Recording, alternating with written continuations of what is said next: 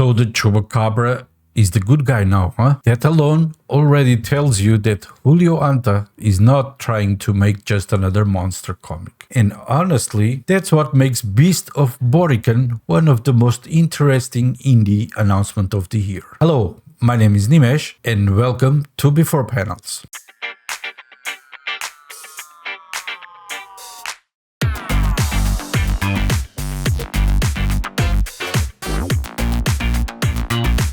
What's up, everybody? Today we need to talk about a new Dark Horse comic that honestly feels way bigger than just another indie launch. Because when you hear Chupacabra comic, you probably expect horror, gore, maybe a creature feature vibe. But Beast of Borikén, these things feels political, it feels cinematic, and more importantly, it feels engineered to become an IP. And the second I read the premise, I immediately thought, wait a minute, this has Taylor Sheridan DNA all over it. Now, before people lose their minds in the comments, let me explain. According to official synopsis, this story follows Lori Flores, a Puerto Rican activist fighting against outside investors and development on the island. Then suddenly, the Chupacabra appears, not as a villain, but as a protector. That is a very interesting inversion of the mythology, because traditionally, the Chupacabra is presented as this terrifying predator, a monster, a nightmare. But here, Julio Anta is basically reframing the creature as a symbol of resistance. And once you understand that, the entire comic changes. This isn't really about the Chupacabra. It's about Puerto Rico, colonialism, identity, outside power, cultural survival. Anta himself described the comic as a story about 500 years of colonialism and resistance. So yeah, this book absolutely has something to say. And look, whatever you agree with politics or not, you can clearly see the current American climate blending into this comic. The outsiders versus local angles, wealthy developers versus native communities, the idea of land being taken away from people, that's not subtle. And honestly, I don't think it's trying to be subtle. But you know what fascinates me more? Is how they package this message. Because this doesn't feel like a traditional activist comic. It feels commercial. It feels like prestige television. And that's where Taylor Sheridan comparison comes in. When you watch shows like Yellowstone or even Sicario era Sheridan storytelling, there's always this tension between modern power structure and people trying to protect land, culture, and identity. That's exactly the energy Beast of Borikén is tapping into. You've got rural mythology, political tension, violence, land ownership, resistance. But instead of cowboys, you know what do you get?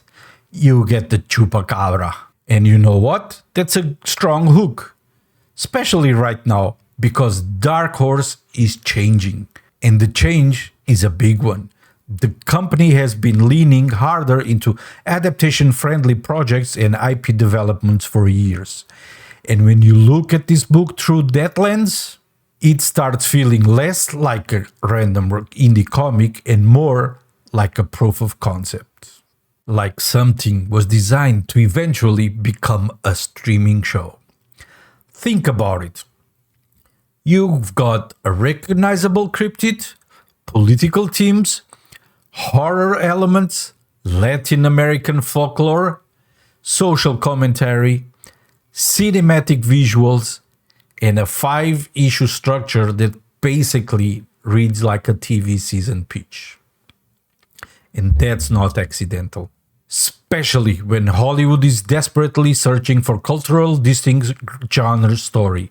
And visually, this thing looks like a concept art for prestige horror television.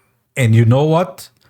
Dark Horse has always understood transmedia potential better than most comic publishers. Hell, this is the company that helped us bring Hellboy, The Umbrella Academy, 300. So when I see Beast of Borikén, I don't just see a comic. I see a test balloon. I see Dark Horse asking, can this become our next prestige streaming property? And you know what?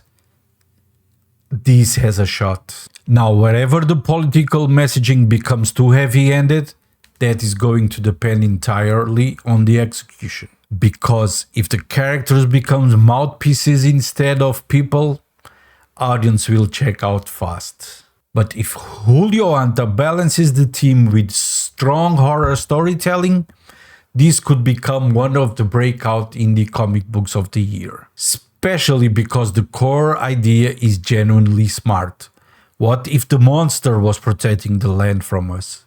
That's a killer premise. And in today's market, that's the kind of elevator pitch Hollywood loves.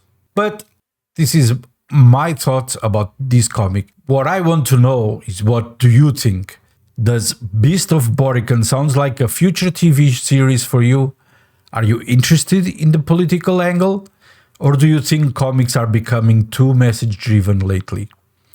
Drop your thoughts in the comments, because I want to hear them. And if you're into indie comics, horror comics, and the future of comic books adaptation, make sure to subscribe to the channel. Because before the panels, we talk about the stories behind them. Thank you for watching, and I'll see you on the next one.